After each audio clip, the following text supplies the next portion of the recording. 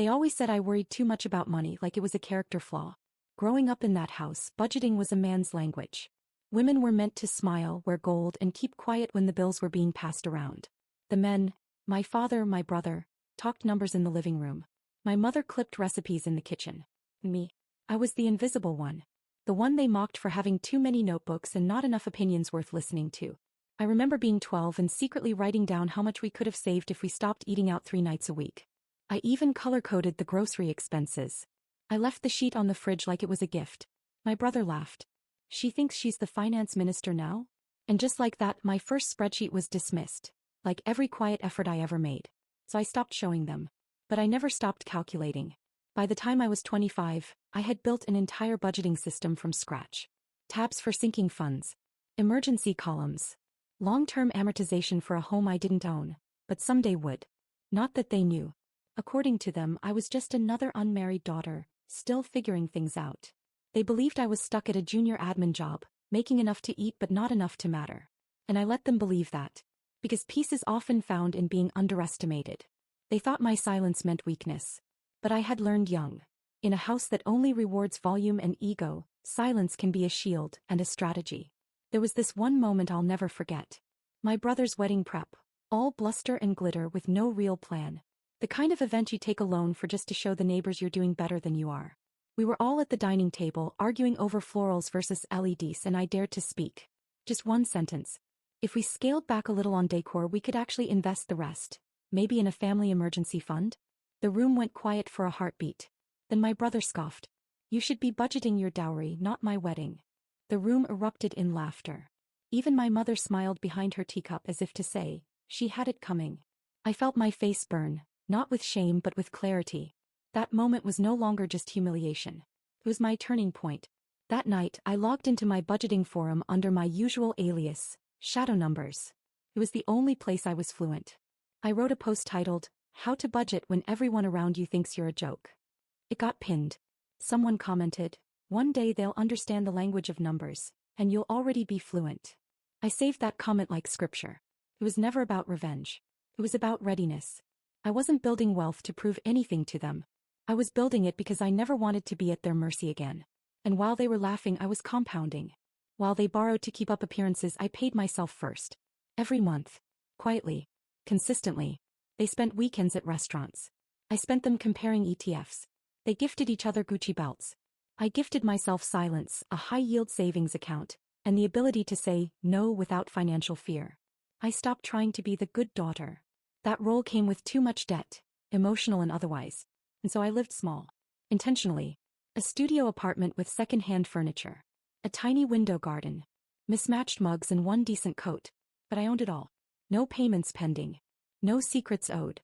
And still they never asked. Not how I was doing. Not what I was building. They thought I was drifting. But I was anchoring myself. They had no idea their so-called family failure was the only one reading the fine print of the generational debt they'd leave behind. The irony? I was the only one preparing for their future too. Quietly planning. Quietly saving. And soon they'd see. Because the family house, the one they were about to lose, was already on my radar. I first heard the words foreclosure risk from a voicemail my mother accidentally left on my phone. She didn't mean to call me, she never did unless she needed something. But that day she forgot to hang up. And I heard everything. Don't tell her yet, she whispered to my brother. She'll panic, or worse, she'll try to fix it. She always thinks she knows better. He replied with that same sneer I'd memorized over years of family dinners. Even if she tried, she couldn't afford a light bulb in this house. They laughed. And I just sat there, phone in my hand, frozen in that same old silence they had once mistaken for submission. But this time something inside me clicked. They still didn't know who I'd become. Not really. Not beneath the surface they'd written for me. They were living in yesterday's version of me. The girl they mocked at the wedding table, the girl who offered logic and got laughed out of the room. But I had grown teeth in the dark. I had sharpened my strategy where no one could interrupt me. While they had been busy performing wealth, I had been quietly building it. I didn't panic. I opened my laptop. The house they lived in, our childhood house, was more than a crumbling building with peeling paint and overdue repairs. It was the last illusion they clung to. The last stage where they could pretend they hadn't lost control. The family home had become a monument to their pride, but not their responsibility. 3 missed mortgage payments. A 4th approaching. Utilities in someone else's name. Insurance barely covering the leaks they kept denying. But the lights were still on. The fridge still full. They were still inviting people over, still hosting dinners like royalty seated in a kingdom they didn't realize was slipping from under them. They didn't know I'd already downloaded the property's public records. They didn't know I'd spoken to the bank 2 weeks ago after a hunch. They didn't know that I'd been watching this storm roll in for months, and budgeting for it. Because deep down I always knew they'd call me last. Just in time to beg but not in time to plan. I remembered that house like a movie reel. The wallpaper my father never finished peeling, the cracked tiles in the kitchen my mother covered with rugs, the window in my childhood bedroom that never quite shut all the way. It wasn't beautiful, but it was a story. And they were about to lose it. I didn't want the house out of nostalgia. I wanted it out of strategy. Because if they lost that home they'd scatter, financially and emotionally. And I'd be the first person they blamed. Not because it would be my fault, but because I was the one who didn't fall apart when they did. They still thought I was powerless. That gave me power. But this wasn't about revenge. This was about decision. So I made one. I sat down, opened my net worth tracker and took inventory. I wasn't rich. But I was ready. Years of living below my means. Years of freelance contracts tucked away. Years of investing when they told me I should just enjoy my youth. Years of watching them trip over the same financial wires while I laid mine like an architect builds a foundation. I didn't tell anyone. I just started the process. The house was at pre-foreclosure status. I knew the bank officer's name before they did. I knew the legal clause that would allow a private buyer to approach. I knew the equity left, and I knew how little they'd actually paid down over the years. But what they didn't know was that their financially irrelevant daughter had already put in a quiet offer through a trust. No name. No signal. Just strategy. I wasn't saving them. I was saving the structure. Because one day that roof, the one they had taken for granted, would belong to me. And I wouldn't need to raise my voice to say it. They say money talks. Mine didn't. It whispered. It moved in silence. It showed up dressed in neutral tones with clean spreadsheets and a legal trust that didn't carry my name. The day the sale went through I didn't tell anyone. Not because I was hiding, but because I no longer needed them to see me. That need had expired years ago, somewhere between a slammed door and a family dinner where they laughed too loud at my ambition. The bank official shook my hand, politely surprised at how straightforward it had all been. No haggling. No drama. Just quiet money and even quieter paperwork. I didn't flinch when I transferred the funds. I didn't second-guess the decision. I had been preparing for this moment since the first time I was told I was too sensitive to handle real responsibility. What they never understood was that my anxiety wasn't a weakness. It was foresight. It was spreadsheets made in the middle of the night, savings goals no one clapped for, side gigs I never boasted about. It was scanning risk like a language. And now that language had bought me the deed to the very place they used to mock me in. They were still in the house. That was the part that hit me hardest, not out of cruelty but clarity. They were living under a roof I now owned, with the same old entitlement, the same loud voices in the kitchen, the same careless shoes kicked off in hallways they never cleaned. They didn't even know that when they ran the water or turned on the lights, the infrastructure beneath them had a new name on it. But I didn't show up with announcements. I didn't march in holding receipts. I waited. Because sometimes, the loudest thing you can do is wait until they ask who owns the silence. It was a few weeks later when the letter arrived. Not from me but from the trust's management company. Simple. Formal. A notice of ownership change. No threats. Just a shift in gravity. My brother called first. His voice, once full of that smug condescension, suddenly strained with disbelief. Did you know someone bought the house? I almost smiled. I heard something about it, I said, keeping my tone as neutral as my lawyer's letterhead. Why? He was quiet for a second. We were told we'd have to sign new occupancy agreements, or discuss a formal buyback plan. I could hear it, the crack forming in his performance. The realization that the safety net they thought they'd inherited might belong to someone who used to sit quietly at the edge of the table, counting receipts in her head while they toasted to futures they couldn't afford. He didn't ask me directly. Not yet. He still thought he could gather enough information from the outside. But you can't reverse engineer dignity. You can't fake the kind of leverage that's built in silence. Later that night my mother called. She didn't even ask about the house. She just said she had a feeling something was off. You okay? She asked like I was still the daughter too fragile to handle hard news. I'm fine, I said. And I meant it in a way I never had before. Because this wasn't about revenge. It was about reclaiming what they said I couldn't build. Not the house but the stability. The structure. The spine. The legacy. They still didn't know it was me. But soon they'd stop asking who bought the house. They'd start asking why they ever thought I couldn't. And that was the kind of power that didn't need applause. It just needed a title deed. And a woman who didn't laugh when they did. They used to call me the budget girl. Said it like it was a joke. Like frugality was some kind of failure. Like tracking every grocery item in a color-coded spreadsheet was just proof I wasn't living enough. You'll die with money in your bank but no stories to tell, my brother once said, beer in hand, crumbs on his shirt, lounging in a house that wasn't his, but mine. Back then I smiled quietly. I'd learned the hard way that correcting people too early only makes you a bigger target. Let them believe what they want. Let them build castles on sand. Because the tide always comes. After the letter from the management company landed, the silence in the group chat was glorious. No memes. No sarcastic check-ins. Just a slow, collective realization that something had shifted. They didn't know what yet. But their footing wasn't as firm as they thought. Then came the phone call from the family lawyer. He didn't know it was me either. He was just calling to clarify some procedural updates regarding tenancy and the new ownership. I let him speak. I didn't interrupt. Let the facts land without fireworks. Let the legalese sting. And then I said, "Actually, I'm the trustee. You're speaking with the owner." There was a pause. Then a shift. The tempo. Suddenly I was Ms. Monroe. "Yes, ma'am." Polite. Measured. Careful. I'd become the kind of woman who signs the checks instead of asking for favors. The kind of woman they never prepared for because they were too busy underestimating her. I hung up not with pride but peace. I didn't want revenge. I wanted recognition. And if not that, at least respect. Even if it had to arrive by accident. At the next family gathering I showed up late, unannounced. The same house. The same smells. The same half-broken chair in the corner no one ever bothered to fix. Except now, it was mine.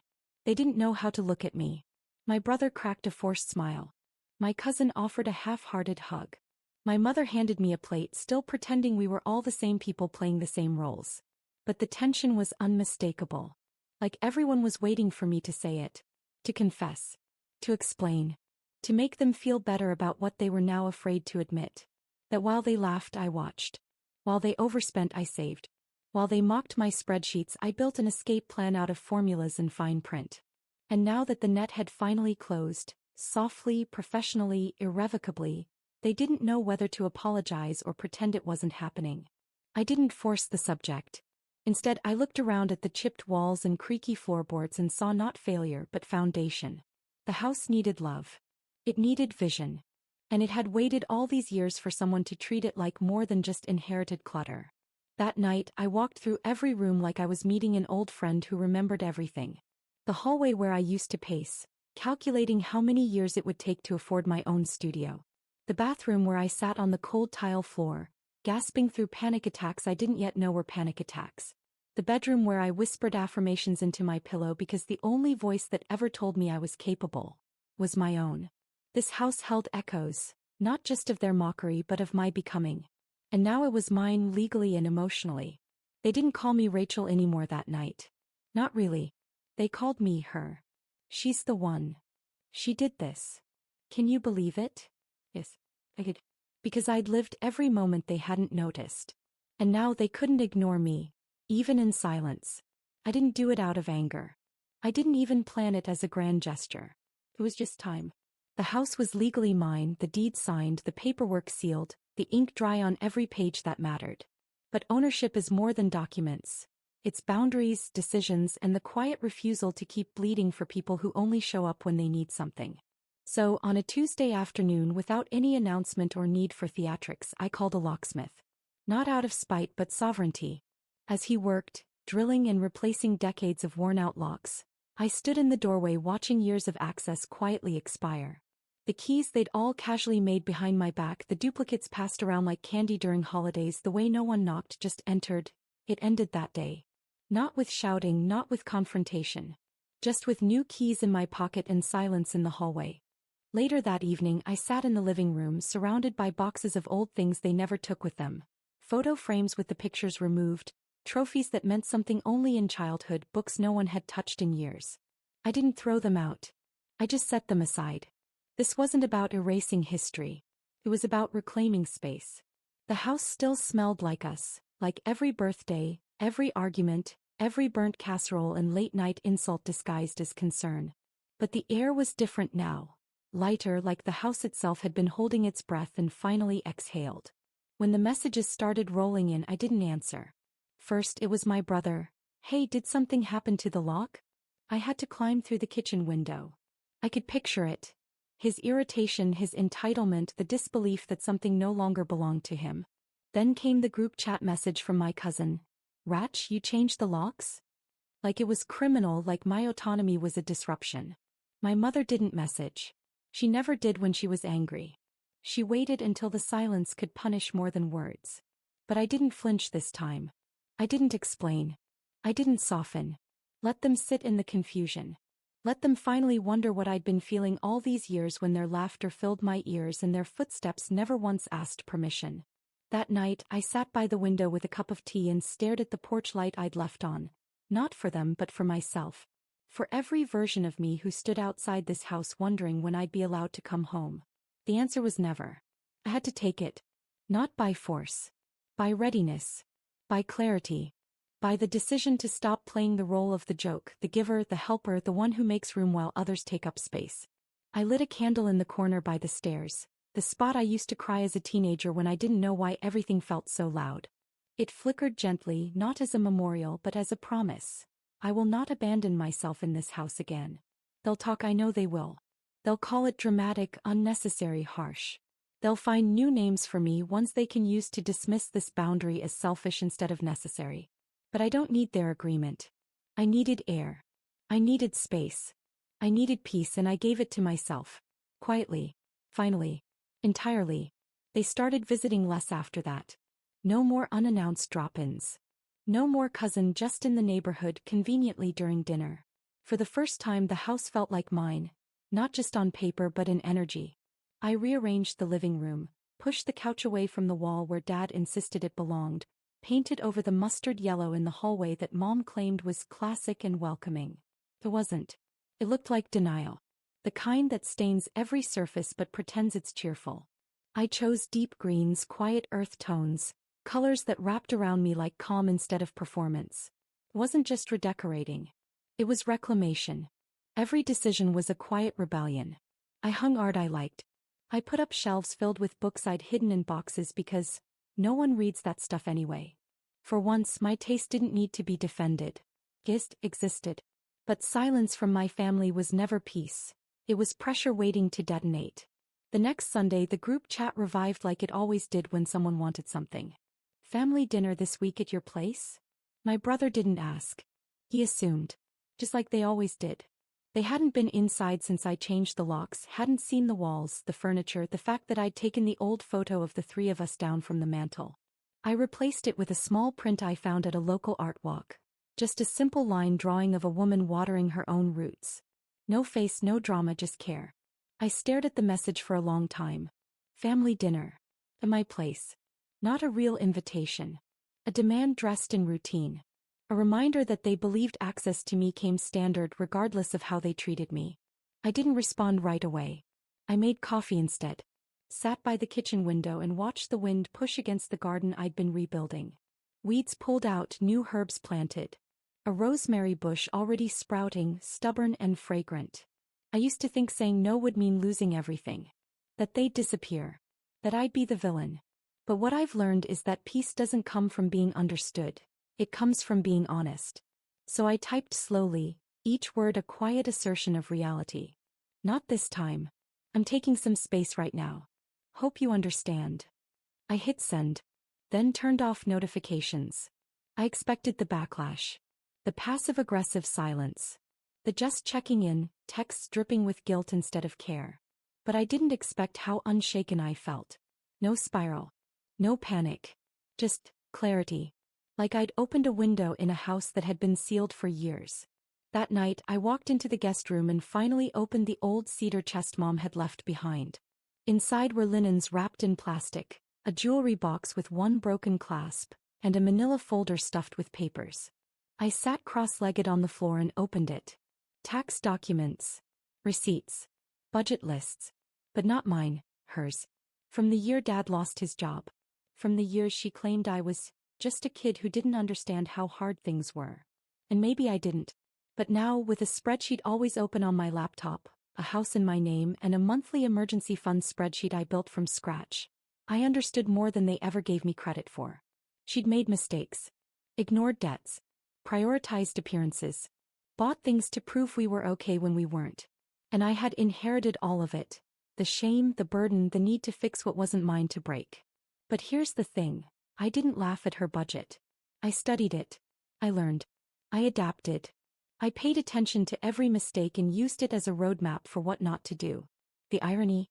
The same spreadsheet they used to mock me for, the one they said made me too rigid or too obsessed with money, was the very thing that gave me freedom. That house didn't buy itself. That emergency fund didn't grow overnight. It took years of restraint, planning, sacrifice. And all they saw was the result, not the discipline. But I didn't need them to see it anymore. The numbers knew. My soul knew. The house knew. And that was enough. It started with an envelope I didn't mean to open. I was reorganizing the home office. My office now with sunlight filtering in through sheer curtains and a plant in the corner I remembered to water. I found a folder wedged between old utility bills and a half-filled notebook. Inside was a collection of IOUs. Not literal ones. There were no signatures or dates, but little scraps of paper I'd scribbled on in my early 20s. Notes to myself. Tally marks. Things like, $2.40 for Mike's flight, never paid me back. $1.50 for Mom's prescription that she forgot to claim. $1.80 for birthday dinner they said they'd cover but didn't. Page after page of quiet debts. Stopped me cold. Not because I forgot but because I remembered too well. Every time I'd handed over my card or stayed quiet when the bill came and all eyes turned to me. The way it was always framed as duty, never as choice. That familiar burn in my chest wasn't anger. It was exhaustion. I sat there staring at the list and did something I'd never done before. I opened my laptop and pulled up a blank spreadsheet. Not because I needed revenge. Not because I planned to send it. But because part of healing is telling the truth, even if it's only to yourself. I named the document, what it cost. And I started filling it in line by line. Emotional labor. Time off work. Missed therapy appointments because Mom needed help filing her taxes. Gas money to pick up my brother when he crashed his car again. Hours spent looking for affordable nursing care when no one else wanted to deal with it. Groceries. Rent cover. Loans. Silent sacrifices stacked like bricks around a house they never thought I'd own. The total at the bottom of the sheet didn't shock me. What shocked me was the silence I kept around it. All those years I told myself it wasn't a big deal. That family means showing up. That I was lucky to have enough to give. But it was a big deal. Because they didn't just take money, they took for granted that I would never stop giving. That night I printed out a copy. Just one. Slipped it into a folder and placed it in the drawer with my legal documents. Not for drama. Not to throw in anyone's face. Just proof that I wasn't imagining it. That the drain I felt had weight and name and figure.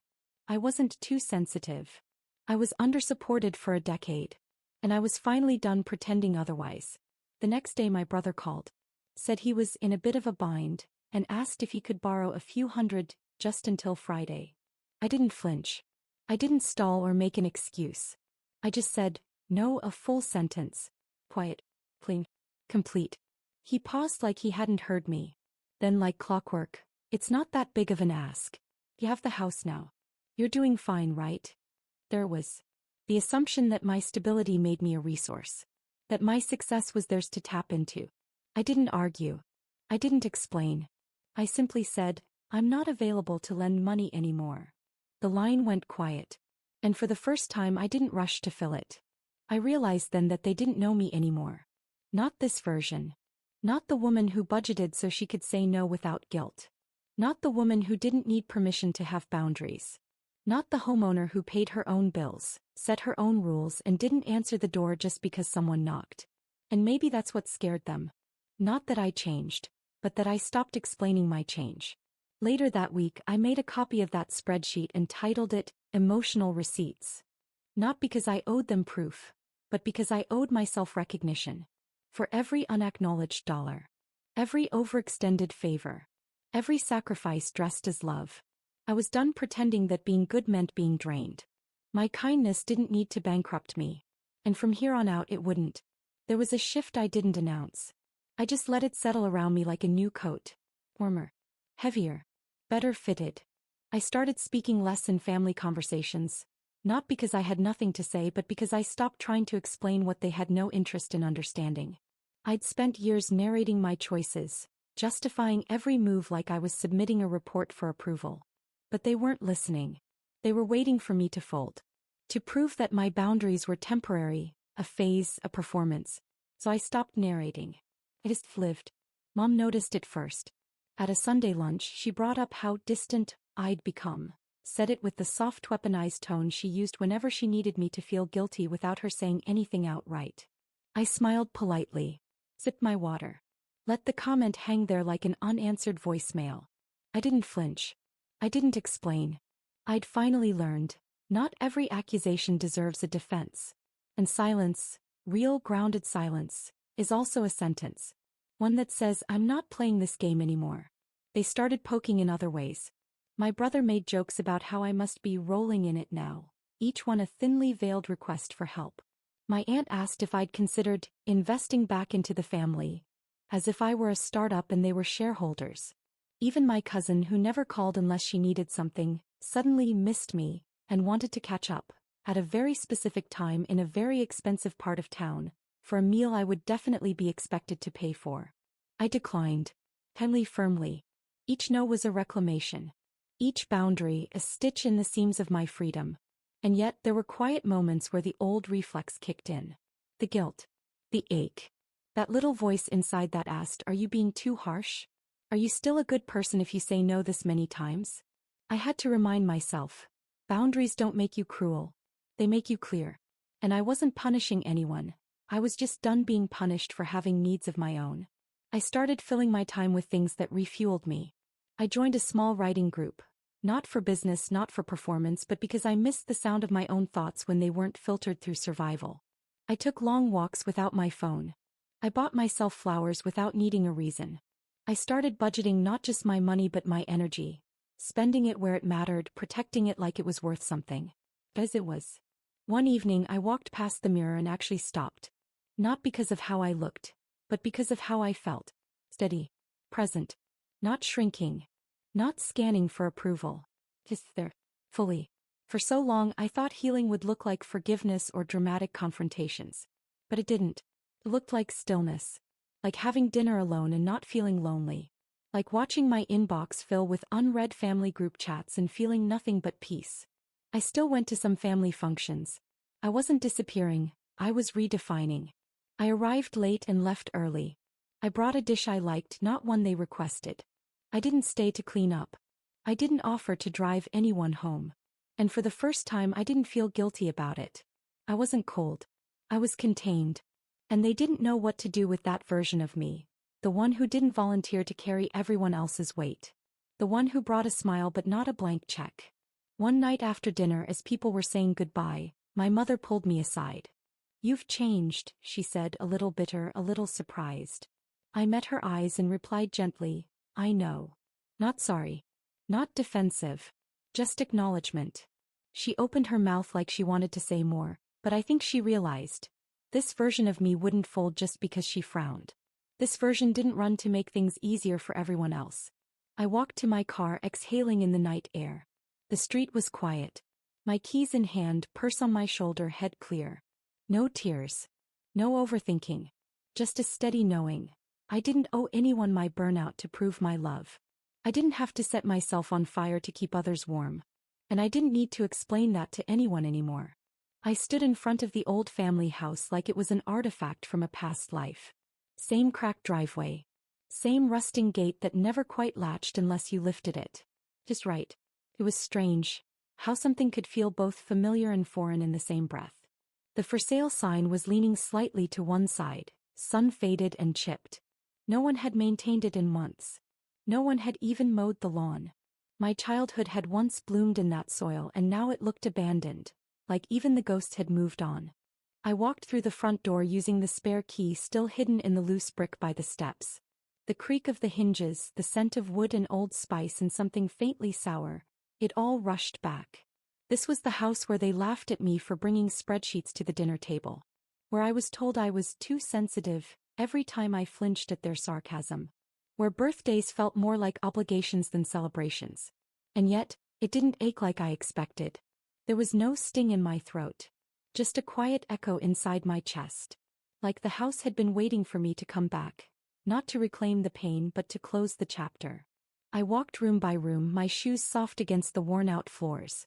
The kitchen still had the cabinet I used to tape recipes to, hoping someone would care. The living room still had that water stain on the ceiling no one ever bothered fixing. And in the back corner, the bedroom I grew up in, walls still faintly marked with the ghosts of posters and the outline of bookshelves I'd once filled with dreams bigger than that house could hold. The realtor had called me last week. Said the bank was taking it soon unless someone stepped in. Said my brother tried to take a loan against it but defaulted. Said my mother's name was still on the deed, but she'd stopped responding to inquiries. No one in the family had mentioned it to me, not even in passing. I found out through a Google alert I'd set years ago just in case. And now here I was with my bank pre-approval and a calmness that surprised even me. I wasn't here for revenge. I didn't want to throw it in their faces. I wasn't buying the house out of spite. I was buying it because it was mine too, buried beneath the years of dismissal and mockery, beneath the silence I'd swallowed and the guilt they'd handed me like inheritance. I had a right to reclaim what they left behind. I made the offer the next morning. Quiet, clean. No need for negotiation. The house needed work but I had the means now, not just financially but emotionally. I didn't flinch at the paperwork. I signed my name with steady hands. The same name they joked would never be on anything important back when I was building my first budget template in Google Sheets while they rolled their eyes. Word got around fast, of course. My cousin texted first. Some vague comment about how wild it is that you bought the house. Then came my brother, half proud, half pissed, asking why I didn't consult the family. And then finally my mother. One message. Why would you want that place? It was never a happy home for you anyway. She wasn't wrong. But she also wasn't right. It hadn't been a happy home. But now maybe it could be. Not because I wanted to rewrite the past but because I no longer needed to carry it. I would strip the walls. Sand the floors. Open the windows wide. Let the place breathe. Let me breathe. I imagined the kitchen bright and simple. The living room quiet and clean. A small desk by the window maybe where I could run numbers just for fun. Where I could sip tea without being interrupted. Where I could be without proving anything to anyone. They could think what they wanted. That I was making a mistake. That I was holding on to the past.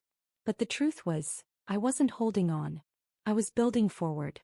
Not in defiance of them but in devotion to myself. As I stood in the hallway one last time before renovation began, I touched the peeling paint on the doorframe where our heights had been marked as kids. My name was the smallest. My line the lowest. But now here I was, grown, steady and standing in a house I owned outright. And for the first time the house didn't feel haunted. It felt like possibility. It's been 6 months since I moved into the house. Not just bought it, moved in. I did most of the work myself. Stripped wallpaper, refinished floors, replaced the old stove with one that actually listens when you adjust the heat. I kept the old spice rack though. Something about its crooked charm felt honest. Every room carries a new rhythm now. Not perfect but peaceful. Not loud but mine. People still ask me if it feels strange living here. Some ask with concern, others with quiet curiosity, trying to measure how much of my decision was driven by bitterness. But the truth is there's no bitterness left. Just clarity. That's the thing no one tells you about healing. It's not always loud. Sometimes it's a quiet morning in your own kitchen with sunlight on your face and no one demanding a single thing from you. No guilt. No obligations dressed up as love. Just you finally breathing in a space no longer shaped by survival. They haven't come to visit. Not once. My mother sent a single message last month. Hope you're not regretting it. I never replied. My brother posted a passive-aggressive reel about people who think property means power. It got 312 views. I watched it once, then went back to painting the guest room a soft sage green. His resentment isn't my responsibility. Their discomfort with my peace is not a problem I need to fix. I don't tell them about the herb garden I planted in the back, or the way the lavender bloomed just in time for spring. I don't tell them about the little free library I built from the old kitchen cabinet. Filled it with budgeting guides, mental health books, and a few childhood favorites like the Phantom Tollbooth. I don't tell them about the quiet Sunday dinners I host for friends now, how we sit around a handmade table and talk about everything and nothing without anyone being cut down for being too much. Sometimes I do think about the girl I was. The one who used to count coins in a coffee jar, terrified she'd come up short when they asked for money again. The one who was mocked for setting boundaries, laughed at for tracking receipts. I wish I could reach through time and sit beside her on the edge of her bed. I'd hold her hand, show her the deed with her name on it, walk her barefoot through the kitchen and say, "Look, you made it out. And then you made it better. The house isn't perfect. The pipes rattle when it's too cold. The porch light flickers sometimes. But every imperfection feels like a choice I get to make now. A life I get to live on my own terms. No more family loans that were never repaid. No more being labeled dramatic for asking where the money went. No more being shamed for wanting transparency, for caring enough to plan, for believing stability wasn't just for other people." Last week I opened a small community workshop in the garage. Budgeting 101 for women who were made to feel stupid around numbers. Free sessions. I bring snacks and spreadsheets and stories. We laugh a lot, cry a little, heal slowly. And in every face I see a reflection of who I used to be. Someone waiting for permission to take control. Now I give it freely. Because no one gave it to me. Sometimes healing looks like a home. Sometimes it looks like finally putting up curtains you actually like. Sometimes it's not needing to prove anything to the people who misunderstood you. Sometimes it's choosing silence not because you're afraid, but because peace is louder. They laughed at my budget spreadsheet. Said it made me uptight. Said I was too focused on control. But I wasn't chasing control. I was building safety. Building me. And now I live in a house they left behind. One they couldn't manage, couldn't sustain because they never respected the quiet strength of a woman who calculates, observes, and waits. I waited. I watched. I worked. And when the time came, I bought it, I rebuilt it, and I made it home. For the first time in my life, I am not surviving someone else's chaos. I am living in my own design. And I don't need them to understand it. I just need the door to stay open, the tea to stay warm, and my peace to stay mine.